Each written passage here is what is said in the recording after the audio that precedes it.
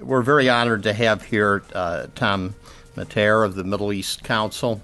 As Executive Director of the Council, he's provided great leadership in the Washington community.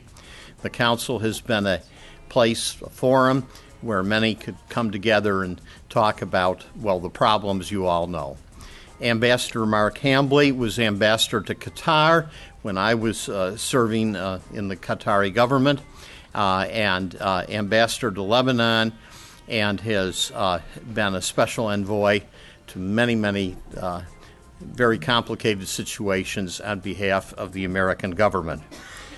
Secretary General William Morris heads the Next Century Foundation and has done a tremendous job behind the scenes in trying to repair and link various governments and other organizations in the Middle East. And as you can imagine, he has been very busy of late, so we're glad he could come in from London for today. I stress that we set this up with tables and plenty of juice and coffee, and we want to have people have a chance to talk to each other and get acquainted. And this has led to some very good things in the last year, publications and meetings, and we want to encourage that. I'm going to ask our three speakers to speak, and then they said they would take questions at the end. I was going to have cards, but then someone called me up and said that he didn't want a card because he had more to say than he could put on a card. But when you ask a question at the end of the session, try to keep it succinct and to the point. We'll take them in rota, and with that, I give the podium and the stage to Tom Mattair.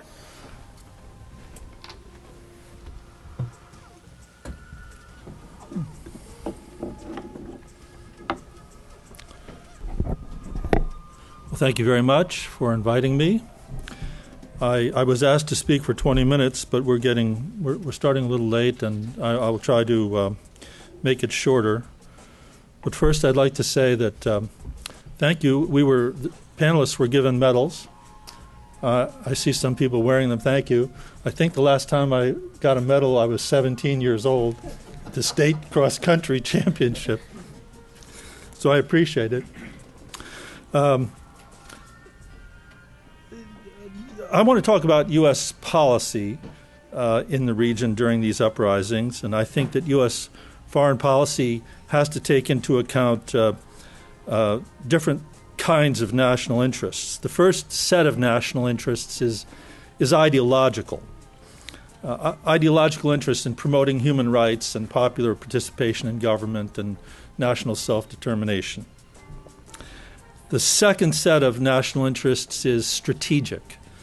That is, strategic interests in defeating or containing enemies and adversaries, interest in protecting allies and friends, interest in promoting the free flow of oil at reasonable prices and ensuring trade and investment opportunities for ourselves and our trading partners and for the economic health of our system. And so that's how we have to make our foreign policy. The uprisings that have spread throughout the Arab world in the past year have something in common, namely they're all demands for more social, economic, and political opportunity. But these uprisings have quite a bit that's not in common. Namely, they are protests against regimes that have very different records of governance and regimes that have very different kinds of relationships with the United States. And I think it's fair to say that the republics, such as Egypt and Libya and Yemen and Syria, have records of governance that are not as good as those of the monarchies, which are actually more open to reform than the republics. And it's also the case that the monarchies have been largely friends of the United States, while a number of the republics have not been, although Egypt is an exception to that. So as the United States has been weighing its interests and its relationships, it also as we've been weighing our interests and our relationships, we've had to deal with opposition movements that have different constellations of political forces, different leaders and different plans that are not known necessarily to the American administration. And so that makes it difficult to know who might come to power first and whether or not they would survive, and who might come to power next and what they might want to do. And that's true in individual countries, such as Egypt, certainly true in Syria, which my colleagues will, I'm sure, tell you about. And we've also been dealing with situations that can have a bearing on external actors like Israel, Iran, and Turkey, not to mention Europe, Russia, and China, and India. So it's been quite complicated for the Obama administration, which is basically pragmatic in its foreign policy and has correctly not responded in identical ways to each of these situations. But it's nevertheless fair to ask if they've made the best choices they could have made. Let's take Libya as an example. The Gaddafi government had a terrible record of governance, although we were restoring diplomatic and commercial relations with them. Should we have intervened to drive Gaddafi from power when we were already involved in two wars, two costly wars that have not produced the results we intended? And when it would be read by Russia and China as an abuse of the Security Council resolution that was passed to protect Libya's civilians. We did what our GCC friends, Gulf Cooperation Council friends, wanted us to do, and I personally think it was the right thing to do, although it does make it harder now to get Russian and Chinese support for what we might need to do in Syria. And we can ask these questions about every single situation we face, but I want to look primarily at Egypt and Bahrain. And in the case of Egypt, we might ask, should we have called so early for a transition to civilian power? The Mubarak government had a mixed record of governance, but it was an ally of the United States. It was upholding the 1979 Camp David Accords with Israel. It was opposed to Iranian influence in the Arab world. It was a partner with our GCC friends in the Gulf, like Saudi Arabia. Do we need to be worried about a post-Mubarak government establishing diplomatic relations with Iran, or breaking the Camp David Agreement, or damaging relations with the United States, or causing our GCC friends to say one more time, we told you so? So there are similar questions about Bahrain, and I'll ask them later, but let's go into Egypt. As I said, our decision was to make an early call for transition to democracy, and then for Mubarak to step down. And that was based in part upon our ideological interests, an assessment of the deficiencies in their governance. Maybe it was based in part on our reading of the writing on the wall. It's not clear to me yet if the Egyptians are going to get better governance, although it's possible, and I hope so. The strategic interests were a lot more complicated for the United States. The Iranian regime was encouraging the opposition in Egypt. It claimed that it was an Islamic revolution, and that the Iranian revolution was inspiring the Egyptian opposition, and that it was going to bring in a government that would have animosity toward Israel and would be having close cooperation with Iran. But in fact, the Iranian encouragement was not very consequential. Its claim about the inspiration it had was not really accurate, and its ability to benefit is limited. Egypt is a Sunni Arab state, aspiring to a leadership role in the Arab world, and that in itself means it cannot and probably will not move too close to Iran. And as a matter of fact, the new foreign minister back in March or April said that the Gulf was a red line that Iran could not cross, meaning that Egypt was going to stand with Saudi Arabia and the other GCC states. The Muslim Brotherhood in Egypt has also said it's open to relations with Iran, but again, they're Sunni Arab Islamists, not Shia Persian Islamists, and therefore there's only so close they can come. It appears to me that Iran was not a major factor in American calculations about how to deal with Egypt, although it was a calculation for Saudi Arabia and its neighbors. Mubarak's fall was very undesirable for Saudi Arabia and the others because it set a precedent they don't want to see repeated. And Mubarak had been a partner in their regional affairs and had been our partner in regional affairs, up to a point anyway. And so our policy calling for him to step down is one more reason for Saudi Arabia, United Arab Emirates, Qatar, and the others to question our reliability as an ally. And those states are also concerned in varying degrees about the Muslim Brotherhood and what it might do if it gets real power. And they're supporting the Military Council, Supreme Council of the Armed Forces, and very concerned about anybody's ability to deal with Egypt's economic problems, which are crushing because of the way population is growing, and no matter how much foreign aid they get, it's going to be very difficult. And they might be losing some foreign aid pretty soon because of some things that are going on that I'll mention in a minute. The Military Council and even the Muslim Brotherhood have said that they will respect the peace treaty with Israel, although we can expect it to be colder than it was under Mubarak. And they have moved to bring Hamas and Fatah into a reconciliation and opened border crossings into Gaza, ending their part of the blockade, and saying that they would reevaluate and have reevaluated the very, very favorable natural gas deals that Israel has been enjoying since the Camp David Accords. All of these things very unwelcome in Israel. Indeed, the Military Council and the Muslim Brotherhood are confronting a population that's very angry about Israel and with Israel because of its continued occupation and settlement of the West Bank, its virtual blockade of Gaza, its military actions against Lebanon and Gaza in the past 5 years, 6 years. And in fact, a mob stormed the Israeli embassy in Cairo when Israeli armed forces chased terrorists into the Sinai months ago after they had set off bombs in Eilat. And that killed several Egyptian security forces. On the other hand, it was Egypt that negotiated the release of Gilad Shalit, the captured Israeli airman, I think, for the release of some Egyptian prisoners.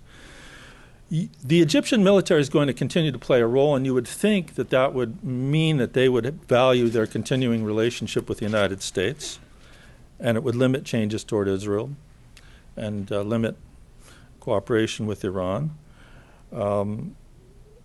And that they might look to Turkey as an example of how a military has dealt with an Islamist movement and kept the Islamists from becoming too radical, although now that the Islamists are in power, they've sent the military back to the barracks.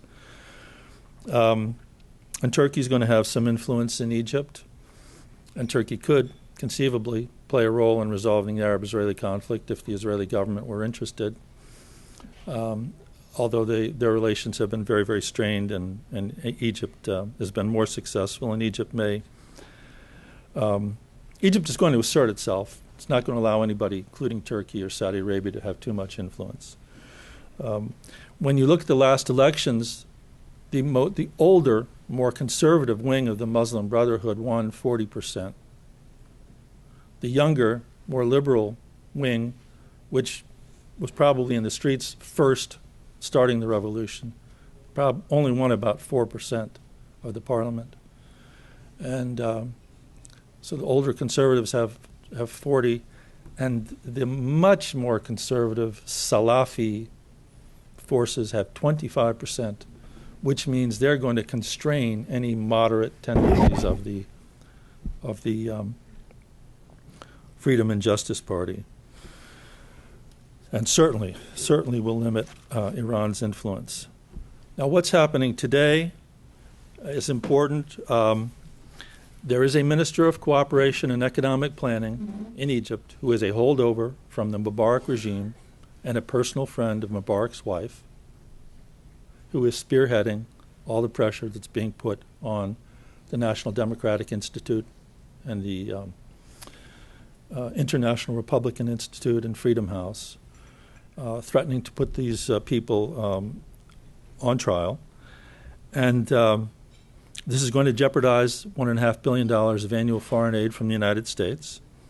The Military Council, which needs that foreign aid, doesn't seem to be able or willing to constrain this cabinet member, indicating that its power may be eroding now, or that it resents the work done by NDI and IRI in promoting democratic knowledge and civil society, holding them responsible in part for how they're losing power. And even the Justice and Freedom Party, which is the beneficiary of everything that NDI and IRI did, is threatening to review the Camp David Accords because foreign aid to Egypt is an element of those Camp David Accords. Before I go to Bahrain, so actually our strategic relationship with Egypt, there is a question mark over it. Our relationship is actually in crisis at the moment.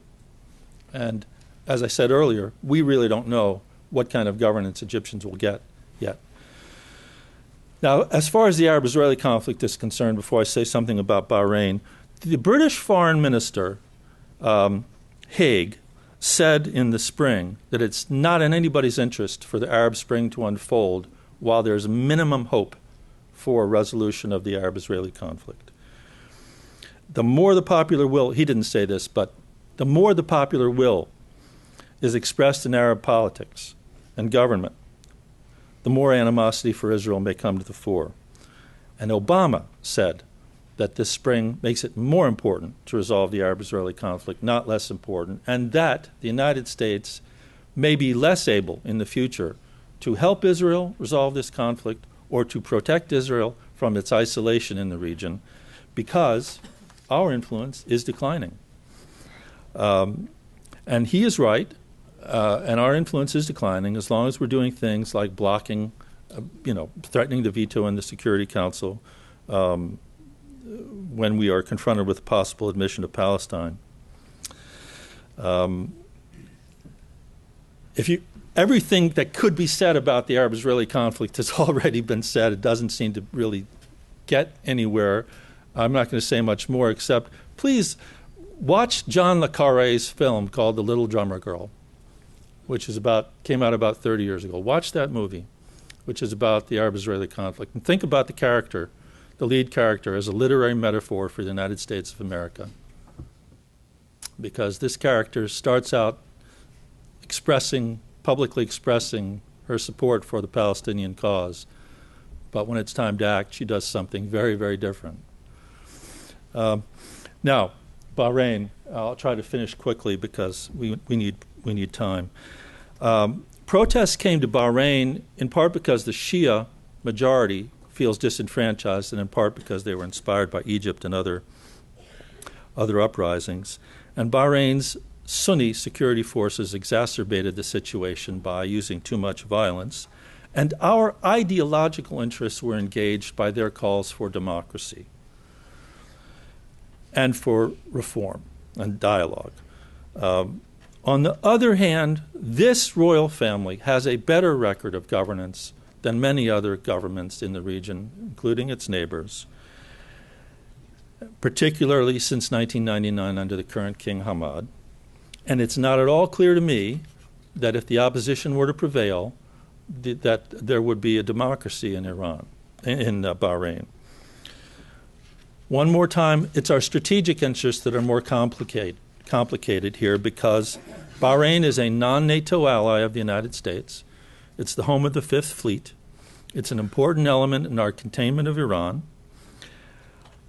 And when we, at a very early point, called for reform and dialogue, it was another reason for Saudi Arabia and the GCC states to be concerned about our reliability because, as I said, Bahrain's a formal ally of the United States. And so they moved to shore up the government with economic aid and by moving their military and their police forces to protect Bahrain's infrastructure so that Bahrain's police could deal with the rebellion.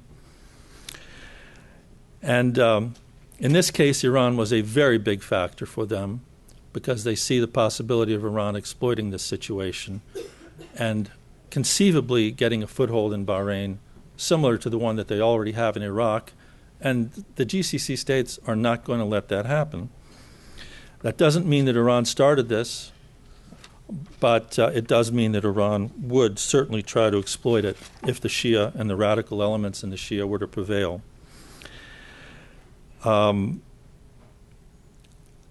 There was some dialogue between the government and the opposition. The opposition rejected offers of reform by the government, and to understand why the opposition rejected this, you only need to read the newsletters of the opposition, the speeches of their spiritual leader, because they denounce democracy. They extol the Iranian Revolution and Khomeini and the Iranian system and the principle of rule by a jurisprudent. And that's why I'm not too sure that they would actually use democratic practices, democratic institutions to engage in democratic practices. They might use democratic institutions to subvert democracy if they won. The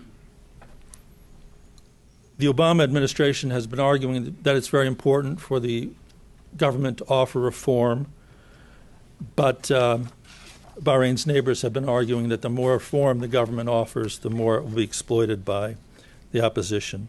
And the government has accepted the recommendations of an independent commission set up to study the causes of the conflict and how they handled it. They're offering constitutional amendments that would give the lower house of the parliament power to accept or reject and grill and question cabinet members proposed by the king. But when the opposition rejects an offer like that and calls for virtually complete abdication by the royal family, I think they are partially responsible, partially to blame for all the continued violence in the streets. I'm going to conclude now. I began by asking if it was right for us to so early in the process call for the transfer of civilian power in Egypt or call for dialogue between the Bahrain government and the opposition. And my reluctant conclusion is no, it wasn't right for us to do that. Because, and I'm someone who believes that we do have ideological national interests. I do. But, and that we should be trying to shape a world that's more congenial to our values. 20 years ago, when we were the only superpower in a post-Soviet unipolar world, we might have been able to do that, but we have made so many terrible mistakes over the last 20 years. We don't have much influence in that part of the world anymore. We're not credible or moral voice any longer. And I think we need to think about our unfortunately, I think we have to watch the situation very carefully and think about how to salvage our strategic interests before we think about how to shape the domestic politics in this region. Probably talked too long, but I'm finished now. Thank you.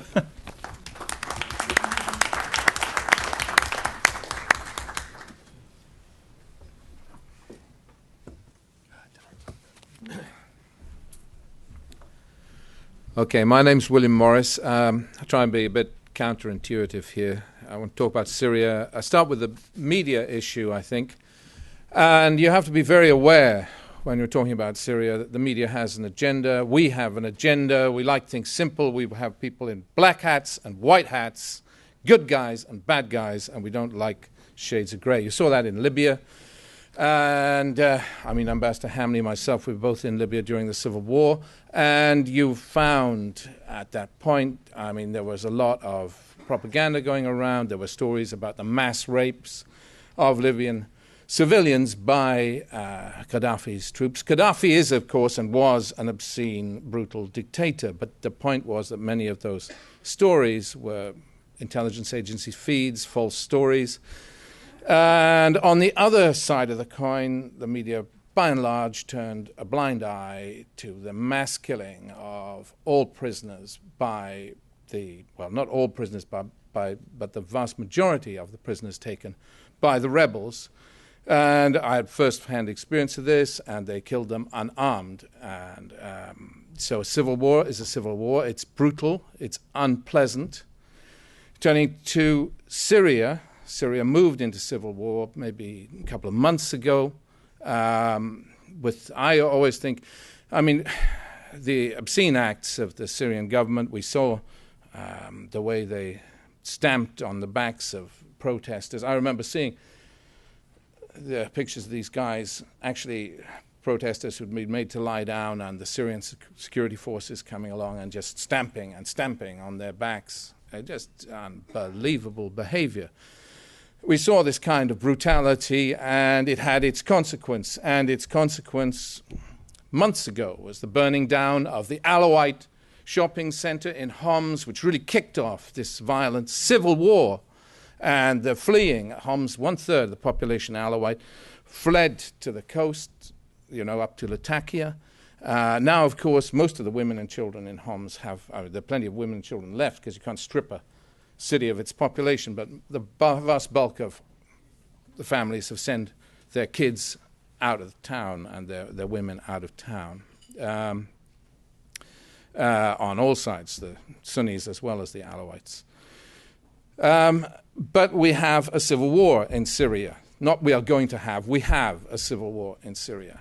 And friends of mine, a friend of a friend was taken out months ago in Homs. He was a police guy sitting in his police car. So along comes a bunch of rebels. They shoot him up. So he gives chase. So they took him out with an RPG. So rebels are using RPGs months ago, heavy weapons months ago in Syria. So, and he was killed, of course, as was the whole carload. But anyway, what I'm trying to say is that it's not as simple as the media is painting it. Now, that's no way can anybody justify Bashar al-Assad's behavior, his gross brutality. But there are nuances in this, and this is a sectarian civil war we're going to see here. And you understand what that means. Syria is a multicultural society. 10% Christian. Well, okay, 8.5 is the official figure, 8.5% Christian. That's discounting the 1.5 million Iraqi refugees who have had to flee to Syria, 50% of whom are Christian, right? So you can ratchet that figure up a little bit. Syria has a population maybe 22.5 million. There's no proper census been done. They don't even count the Kurds. 800,000 of the Kurds are regarded as foreigners or whatever. The fact that their families have been there for many generations is not the point. The Kurds, what's the Kurdish population of Syria? 10, 15, 20% maybe, 1 in 5. Probably 1 million Kurds in Damascus, maybe 1 million Kurds in Aleppo. Kamishli is a Kurdish city, 500,000. You're talking a lot of Kurds. Half the population of Syria, by the way, is in Damascus and Aleppo. Half of the 22.5 million are in Greater Damascus, Greater Aleppo. And then you have, of course, the other groups, the Alawites. A lot of the Alawites have always underestimated their own numbers because they had many families. Alawite families don't like to call themselves Alawite because they've had many years historically of persecution. So you have these sort of hidden Alawites. What are they, 10%, 15% population? I heard some commentators talk about 3% Alawite. Forget it, 10, 15% of the population are Alawite. And that's not really Muslim, by the way, that they are unique. They're strange amalgams, very curious religion. But most Alawites now are secular, have been for some time. But that's another whole story. Syria has many minority religions, many odd little religions, Yazidis, odd groups. The Ismailis, with 3% Ismaili. There are Druze, maybe 3% Druze, not counting the Druze that are in Israel in the occupied Golan. So you have all these groups.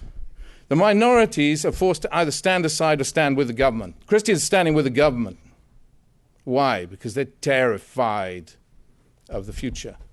Because the West is backing the Akhwan, backing the Salafists. Maybe 1/3 of the Sunni population is Salafist in inclination. for good reason. They've had a miserable time. Where else they got to go? I mean, so it's a very awkward little scene in Syria. We've seen civil wars in the Middle East. We've seen what they did to Iraq. We saw what they did to Lebanon. I mean, say Iraq, I'm thinking of the post-U.S. situation. I always think of it as civil war, but there you go. That's my perspective. Thinking of Lebanon. I mean, we had a decade-long civil war, and we had an invasion by Israel. What are we going to have, an invasion by Turkey? Maybe. That'll be really messy and suck us in, maybe.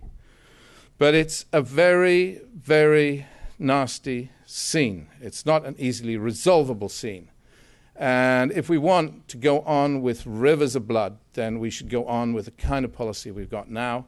We're going to start arming the resistance and the kids in the street, and people will go on dying. Not easy to resolve it. We may see a coup d'etat at some point, maybe 3-4 years down the line against Bashar, but that's not going to end it. So it's an unpleasant little situation. Solutions, I think we need some kind of negotiation with the establishment, some kind of discussion that leads to a way out for the Syrians. It's no good just marginalizing the minorities. You have to give them some buy-in to a future Syria. I mean, you know, democracy for Syria, for the minority, you expect the minorities to buy into democracy? When democracy, if it's first past the post, will mean that if you're living in some area in Damascus and the population there is, 10% Christian and 10% Alawite and 10% Kurd, I mean, and 50+% Sunni, then in a first past the post election, they're not going to have any voice, those minorities. So it's scary for them. You want them to buy into a democratic future? Really scary for democracies, for Syria. But it has to be, ideally, the way forward. We in the West, we picked our sides. We do not talk to all the opposition. We do not. We talk to our selected Syrian National Council opposition. Why don't we talk to the others? Because many of the others we find distasteful. We don't like the little guys who are the lunatic fringe, like Fareed Qadri here in the States, so we don't talk to them. Because why? Because he hasn't got a big following. He's kind of irrelevant, we think. We don't like the big guys like Rifat al-Assad. Why? Because he's Alawite. He has, rightly or wrongly, possibly, because I think Bashar al-Assad's father, Hafiz al-Assad, killed all the people in Homs, but Rifat, conveniently, is the fall guy for that. But we were not going to talk to guys like that. We're not going to talk to Qaddam. I mean, he's irrelevant anyway. What is he? He hasn't got a big following. He's a minor figure. He's ex-regime. We don't want to talk to him. We're only going to talk to the Turkish-backed Syrian National Council. Syrian National Council hasn't got serious weight in Syria. It's an external group. Kurds have serious weight. They're a major. If the Kurds threw themselves behind the uprising, then you'd see change pretty swiftly. But the Kurds are not going to do that because the uprising doesn't have buy-in for them, for their dreams of some form of federal Syria, which is what they would like to see, with some sort of ownership of the future for them and for their aspirations. They're not even allowed to teach their own language in their own schools. And they're scared of the post-Assad political setup. So it's a scary situation. Like I say, solution, I think, is dialogue. We need to talk. We need to grow up a little and talk to all factions of the opposition. And we also need, distasteful though it may be, to talk to the regime. If we don't talk to them and, and get them to buy in to an end to this thing, then it's catastrophe. So bad times ahead for Syria, and getting worse, getting much, much, much worse. Many, many, many more deaths, unless we grow up and think seriously and wise up about our policy. Thank you.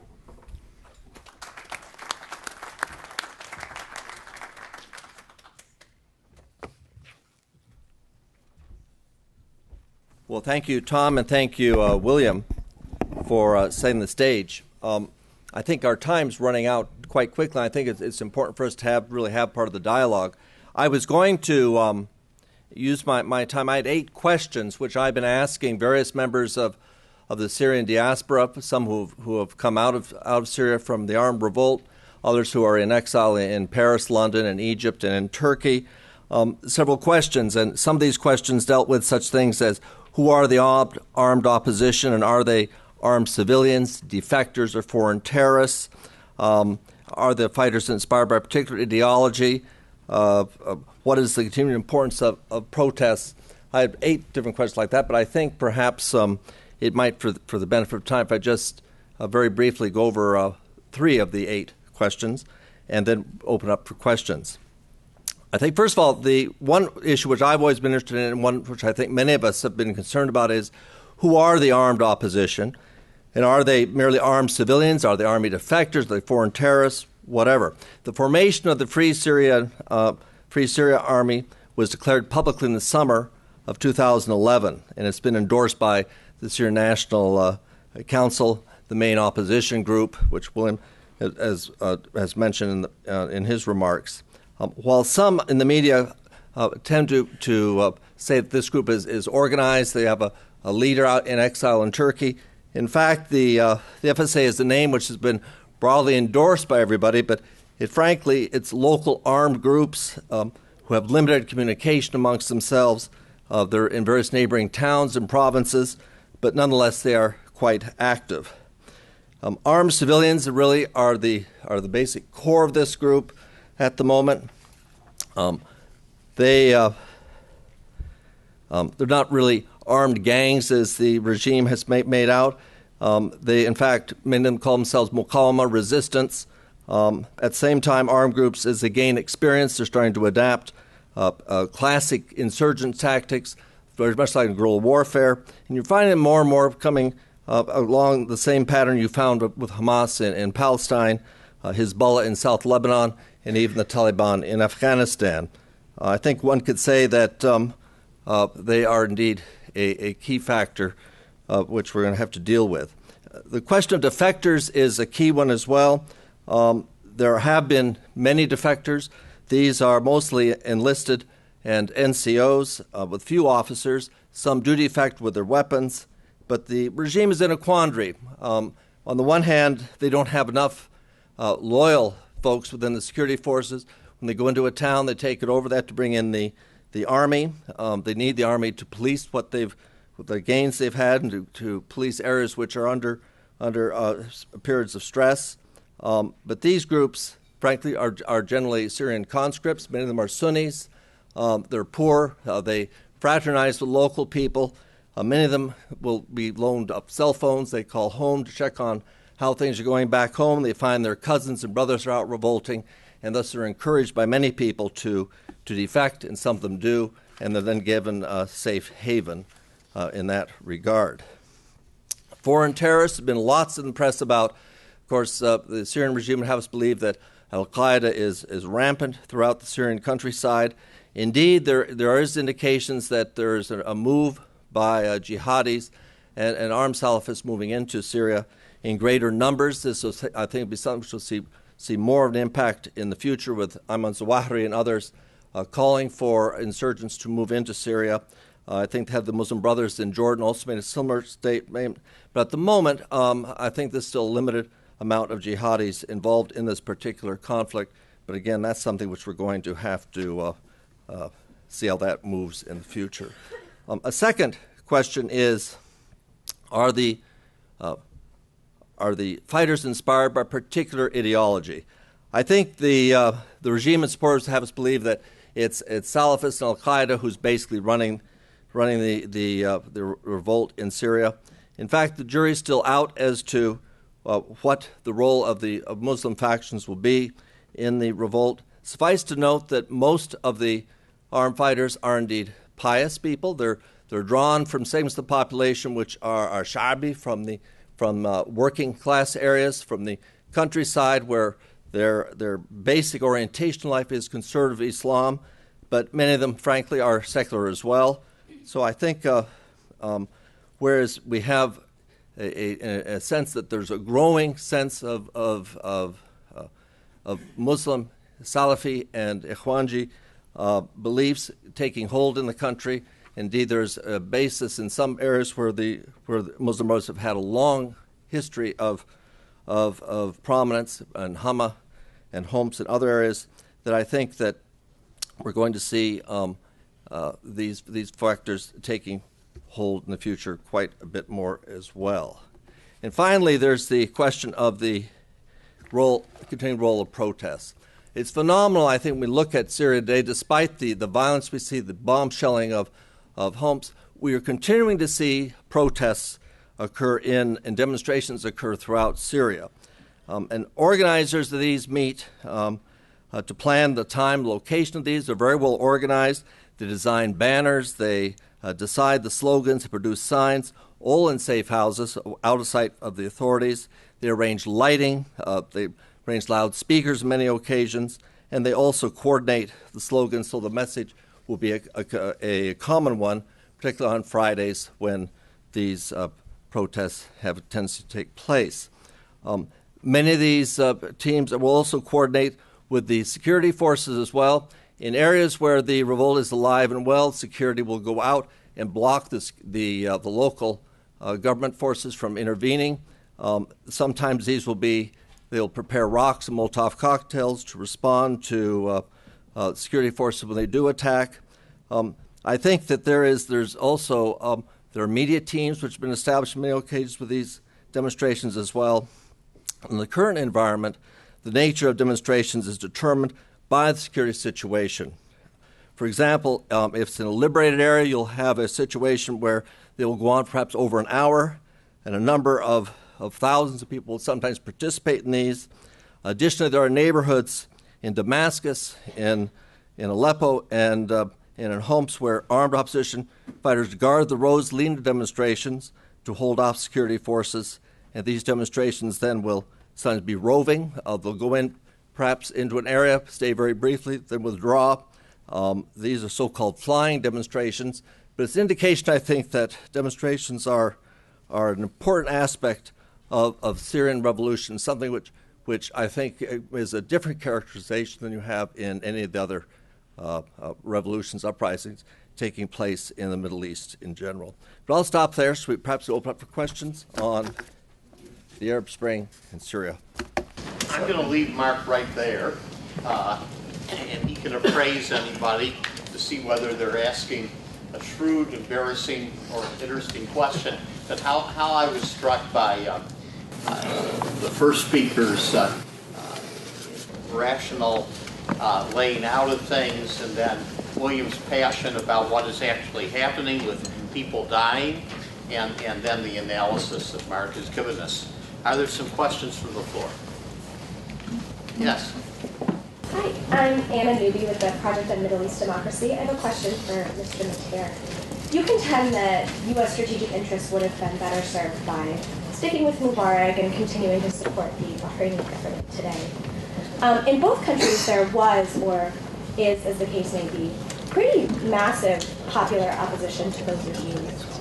Do you think that U.S. strategic interests are well served by having allies that are so deeply unstable? I contend that we should have said nothing because we really don't have any power to influence anything, and that we should have been thinking about our strategic interests. And I'm not even sure we can shape them at this point. But I would be talking to anybody who emerges and finding out where they stand and doing whatever we can to work with them. I honestly, my bottom line is I think we've lost the ability to shape events one way or another. Even with $1.5 billion in aid to Egypt and the Fifth Fleet in Bahrain? Those seem like pretty big pieces of leverage. Maybe not. I mean, the Egyptian government is acting in a way that may lead to their loss of that, and they don't seem to mind. I mean, there are other places where they can get foreign aid. I'm not sure that they will, but it seems to me that they're acting in a way that can't help but alienate American government, American Congress, and that's not enough to stop them from what they're doing. As far as the Fifth Fleet is concerned, it's very important in terms of our general strategic plan in the region. But I don't know that it gives us very much leverage in Bahrain unless we're actually going to unleash those people on the island to support, the regime. And I don't think we're going to do that. I mean, those people are staying out of the way as they should stay out of the way. The regime has lots of leverage whether we support them or not. They have tremendous leverage because of the way they're backed up by the GCC states. And what we have said, my point is that what we have said publicly at such an early point had almost no chance of actually influencing anything, but it did cause our allies to wonder if they can count on us. And it leads to a longer-term diminishment of our influence and our relationships when it comes to our strategic interests in the region. I mean, there are people in there looking, can we depend on the United States for anything other than F-15 jets? Another question. Yes, sir. Would you please, is it the time suitable to promote combining between politics and education in the form of a Democrat university for those in the Middle East? Is that for someone? Well, I'll just, I think certainly the greatest contribution the United States made was done privately when the American University of Beirut was created in Beirut by missionaries, and again privately the American University in Cairo. Both institutions, I think, brought forth a vision of values which I think certainly had an impact on generations of Arabs, of Egyptians. And I think that certainly support for education is a very key way in which the U.S. can use soft power more or less to influence the future. I think certainly in the Gulf you have at the moment, in Qatar you have 7 or 8 U.S. universities actually participating in programs in terms of the Qatari university system. Throughout the UAE as well, you have American universities which have branches which are fostering democratic values and values that I think all of us would want to see enhanced in the future. So I think it's a good idea. I don't know if we can perhaps promote that at the moment, but I think those initiatives which currently exist are ones which should be supported very strongly. But still democratic values, it's still question mark. Yeah, I think democratic values, again, it's sort of a cultural thing. Democracy is a Western concept. I think in Islam you have shura. There's different ways to approach it. I think more it's in terms of human dignity, in terms of offering young people aspects where they have employment, where they can have security. I think these are things which we want to inculcate in terms of education as well. One final question. It came by Twitter and email. I'll give this to Mark as a gift. What do you think the chances are for a military incursion into Iran this year? This is probably one you should probably give to William more than myself. I do not believe the U.S. will participate in any type of an event against Iran. I think there's a very, very deep, serious possibility that Israel will try to either precipitate a conflict, or perhaps will undertake its own